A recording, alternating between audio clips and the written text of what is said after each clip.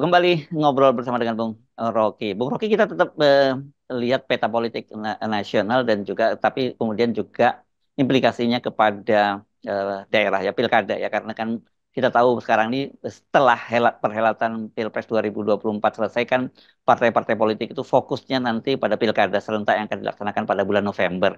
Nah, ini eh, yang kemarin cukup ramai juga dikabarkan bahwa media memberitakan Ahmad Ali sudah bertemu dengan Prabowo, dan ini kelihatannya ada kaitannya, satu tentu saja koalisi antara Nasdem dengan 02, yang Nasdem akan bergabung dengan 02, ini kelihatannya udah tinggal soal waktu, dan kemudian juga soal Ahmad Ali yang kelihatannya mengincar posisi sebagai gubernur di eh, Sulawesi Tengah ya, Palu itu Sulawesi Tengah ya. Dan ini berkaitan juga dengan Anies, masa depan Anies Ya, Baswedan. Menarik ini Anies juga karena dia sudah bertemu dengan PKS, dan PKS menyatakan ini waktunya gantian Anies dukung dukung calon yang akan diusung oleh internal PKS. Artinya sebenarnya PKS tidak akan mengusung Anies begitu. saya kira itu fair juga karena PKS berjuang kuat tuh. Jadi Mm-mm. Anies harusnya juga bijak untuk melihat itu. Lepas dari ambisi Anies atau kapasitas itu.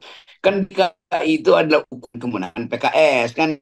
Jadi memang masuk akal, fair enough kalau PKS meminta semacam izin kebudayaan pada timnya Anies untuk mereka yang lead di DKI. Toh juga Anies ketika gubernur sebelumnya, periode Anies jadi gubernur, PKS itu bertarung habis-habisan memenangkan Mm. Anies tuh. Mm. Jadi kalau kita bicara tentang etika etika politik itu persahabatan Anies dan PKS, Anies harusnya mengizinkan PKS atau memberi oke PKS deh, saya mempersiapkan diri untuk memimpin oposisi kan begitu intinya kan. Tetapi tentu Anies tidak bisa lepas dari keinginan untuk tetap beredar tuh. Mm. Nah melalui Nasdem, kalau Nasdem akhirnya bergabung dengan Gerindra, itu artinya cukup Nasdem aja Anies pasti agak susah Mm. bagi Prabowo karena toh Anies cuma tokoh, dia nggak punya kekuatan Mm. bargaining secara real politik karena memerlukan kekuatan fraksi di DPR tuh. Nah Mm. fraksinya Anies nggak ada di DPR tuh. Mm. Jadi kelihatannya itu yang akan jadi dilema pada Anies tuh. Nah sekarang Nasdem secara agak mendesak itu memberi sinyal bahwa mereka akan bergabung dengan Mm. datangnya Ahmad Ali di situ. Dan Mm. Ahmad Ali, poster-posternya kebetulan kemarin dari Palu itu memang posternya gede-gede. Poster paling Mm. besar ada Ahmad Ali. Tapi saya baru kasih kuliah di Palu dengan beragam LSM dan masyarakat adat, tokoh adat itu. Dan mereka bilang bahwa iya itu posternya beredar besar betul. Itu artinya uangnya banyak lagi itu kan. Mm. Padahal Palu lagi timbul semangat perlawanan rakyat terhadap ekstraktif industri itu. Mm. Jadi kita bisa membayangkan bagaimana sulitnya Ahmad Ali untuk masuk ke dalam wilayah yang berbeda dengan wilayah lain. Saya mengenal Palu itu kota atau daerah Sulawesi Tengah itu diasuh secara ideologis oleh anak-anak muda yang aktif sekali dalam LSM dan Mm. pasti itu semuanya berorientasi kiri sebetulnya. Kiri artinya pro rakyat. Mm. Sebaliknya aktivis ini juga datang dari kampus, bukan sekedar dicerabut dari mana-mana. Jadi Mm. secara metodologi mereka kuat tuh. Nah ini yang susah untuk ditaklukkan oleh Ahmad Ali itu. Kalau partai bisa disogok, tapi suara masyarakat sipil, terutama karena problem hak ulayat, perkelahian agraria di situ. Kemarin ada perseteruan antara masyarakat Poboya dengan Rio Tinto, sorry bukan Rio Tinto, Bakri. tambang emas Mm. Bakri, yang memang dulu itu punya Rio Tinto itu. Mm. Yang menyebabkan suasana politik berubah menjadi suasana perlawanan rakyat tuh. Mm. Nah, kita tahu bahwa Nasdem ada unsur perlawanan rakyat melalui Anies, tetapi Ahmad Ali lain lagi dilihat sebagai Mm. figur yang Mm. disebut orang kaya, tapi ya Pemilik ada tambang ya, dia pemilik tambang di sana ya, Bung Rocky. pemilik tambang di situ dan tentu dengan sendirinya money politics akan jalan tuh. Nah sekarang kalau kita bilang money politics ini ada impact dari Mahkamah Konstitusi bahwa money politics pasti akan dianggap sebagai buruk juga tuh. Jadi kesulitan di situ Pak Ahmad Ali yaitu dia mau bermain di wilayah yang sedang membara karena justru aktivitas politik di situ terkait dengan ekstraktif industri di mana Ahmad Ali bagian dari player di situ. Jadi bukan kita takut-takuti, kita justru kasih pesan bahwa Mm. Anda itu ada dalam wilayah yang kelihatannya cukup rumit untuk Mm. memenangkan di situ. Ini sekedar analisis, karena kebetulan saya baru habis bicara dengan teman-teman aktivis di Palu 2 hari lalu. Ya, ya, ya. Nah, ini kan menarik ya, kenapa kita kemudian kait-kaitkan juga antara Ahmad Ali dengan kedatangan Prabowo dengan dan juga Anies, karena bagaimanapun juga orang itu masih tentu berharap ya. Kalau Anies kemarin ketika ditanya kemana ini melangkah setelah Pilpres, tapi kan dia waktu itu menyatakan menunggu hasil Mahkamah Konstitusi. Nah, sekarang hasil Mahkamah Konstitusi sudah ditetapkan dan dia juga sudah mengucapkan selamat pada Prabowo dan Gibran. Kan orang akhirnya bertanya kepada dia, kemana nih Anies? Dan yang paling mungkin seperti yang Anda sebutkan tadi ya, menurut saya akan lebih bagus kalau dia bikin partai politik gitu. Toh Mahkamah Konstitusi juga sudah mulai, sudah waktu itu sudah mengamanatkan bahwa parliamentary threshold itu diubah begitu. Jadi tidak lagi 4% tapi diturunkan. Artinya potensi untuk bangun partai politik dan masuk ke parlemen relatif lebih ringan dalam tanda petik, gitu. Iya, itu juga yang kita kita bayangkan kan.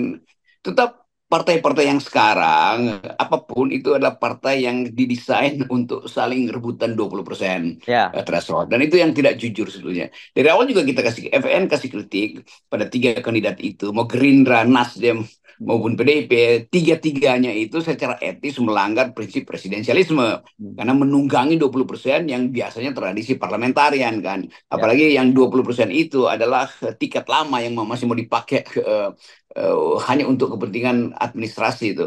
Jadi kalau Anies mau mau jujur atau mau terus menjadi pemimpin, dia mesti investasi dari sekarang sikap integritasnya itu tidak tidak perlu seolah-olah akan kehilangan pamor kalau nggak jadi gubernur lagi itu. hmm, Dan seharusnya dia mulai membangun kekuatan sendiri, ya, kemandirian dia itu akan ditentukan oleh akses dia pada masyarakat sipil gitu. Dan itu sebetulnya tadi betul bikin aja partai politik, dan hmm, ada banyak tema yang belum disentuh oleh partai-partai yang ada sekarang. Misalnya soal lingkungan tuh, soal buruh segala macam itu kan bisa ada partai buruh, ada partai lingkungan misalnya, atau partai generasi milenial segala macam. ya, ya, Jadi ya. mulai membaca satu jenis politik baru yang basisnya bukan konstituen politik lama kan.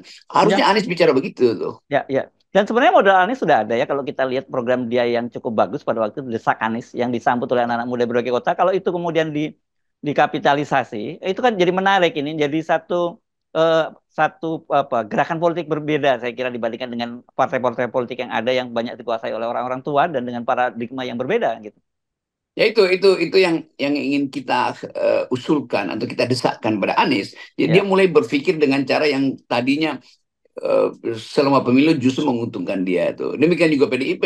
Saya kira PDIP akan lakukan konsolidasi ideologi, pendidikan politik akan diperkuat, kaderisasi akan ditumbuhkan di daerah-daerah. Jadi kita lihat ada kelengkapan baru. Kendati dimenangkan oleh Mahkamah Konstitusi Pak Prabowo, tapi dia akan dibayang-bayangi oleh politik baru Anies, sebetulnya new kind of politics, itu anak muda dan green politics, dan politik ideologi dari PDIP yang kembali memperkuat dalih-dalih Soekarno, terutama tentang kesetaraan manusia, kerakyatan, dan humanisme internasional. Jadi bagus betul kalau Ibu Mega juga mulai set up satu pendidikan politik yang betul-betul berdasarkan pada pada ideologi yang kuat, tapi dengan tuntunan metodologi yang terandal. Itu intinya kan.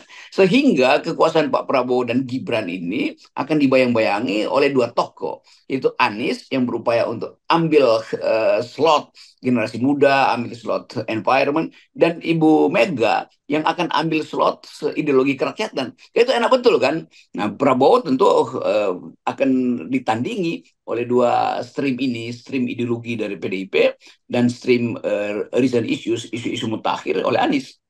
Ya, ya. Karena bagaimanapun juga Anies ini tetap punya satu kendati dia tidak kalau sekarang ini dia kalah dalam pemilu kali ini, tapi tetap saja kalau dia bisa mengkapitalisasi ini walaupun tanpa dia harus menjadi kepala daerah begitu ya, Bung Rocky, ini sebenarnya punya potensi. Dan kalau kita lihat katakanlah sekarang Gibran yang menjadi wakil presiden kan berarti nanti akan dia berhadapan tokoh-tokoh ya seperti sekelas Gibran, meskipun kendati di situ ada AHY dan sebagainya.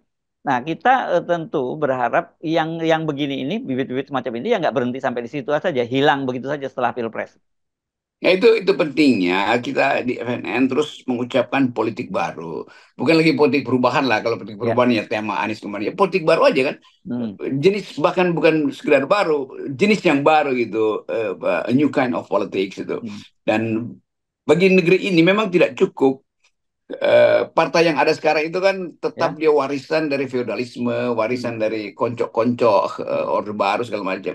Jadi kalau Anies menumbuhkan inspirasi baru dan Megawati meredesain PDIP supaya jadi partai yang betul-betul kader. Kader itu artinya kuat cara berpikirnya, logikanya tajam, kemampuan ideologisnya itu didasarkan pada fakta-fakta sejarah. Itu PDIP bisa jadi partai yang dimudahkan kembali, bukan dimudahkan, di rejuvenile, dibuat jadi muda itu, Hmm. disegarkan maksud saya. Jadi ide-ide Bung Diremajakan. Karno itu, iya ya, disegarkan ulang karena tetap Bung Karno itu punya gagasan yang relatif tahan uji zaman itu, soal Hmm. kerakyatan, soal solidaritas, soal apa namanya, berdiri di atas kaki sendiri. Kan semua kita justru dunia ini lagi kembali pada sistem solidaritas manusia tuh. Jadi Hmm. itu saya kira yang mesti dibaca dengan baik oleh PDIP. Ya, dan saya kira ini penting ya kita mengingatkan Bung Rocky karena pasca yang Pilpres 2024 ini dan kemudian apa yang terjadi di Mahkamah Konstitusi itu, saya kira kalau kita tadinya kan menduga akan ada kemuakan dari publik terhadap politik dan kelihatannya tidak, masih tetap ada semangat untuk terus menyebarkan semangat bahwa politik itu ya kalau di tangan orang yang baik itu akan jadi baik, tapi kalau di tangan orang yang jahat dan itu akan jadi ya jahat. Karena itu ya harus direbut oleh orang-orang baik dan anak-anak muda yang punya paradigma baru dalam melihat Indonesia itu. Ya itu betul. Saya dalam 2 hari ini diskusi dengan banyak teman-teman muda dan menganggap kami nggak lumpuh loh, Bang. Hmm, hmm, Kami justru menginginkan seperti yang Abang dan Hersu hmm, sering sebutkan itu, ini mesti membusuk dulu tuh. Jadi ide hmm, membusuk itu ada di mereka. Jadi hmm, bagi mereka ya kita tunggu aja membusuk. Nah mestinya paradigma terbitnya lahan subur baru itu dipahami oleh Anies kan. hmm. Nah, itu intinya kan.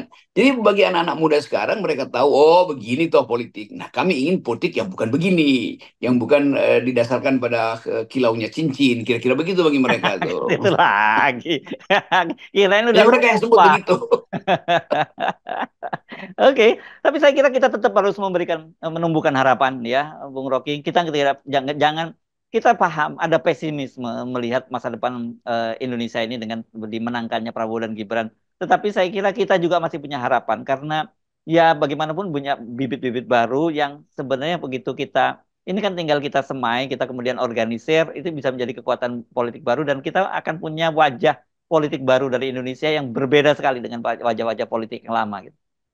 Betul, dan kita ingat setelah kejahatan itu keluar dari kotak Pandora, Mhm. Pandora membaca tulisan di dasar kotak, bunyinya begini, only hope remain, hanya harapan yang sedia tuh. Jadi Hmm. udah kejahatan udah terbuka, tetapi harapan tetap tetap ada sebagai penentu masa depan tuh. Oke, tetap semangat ya.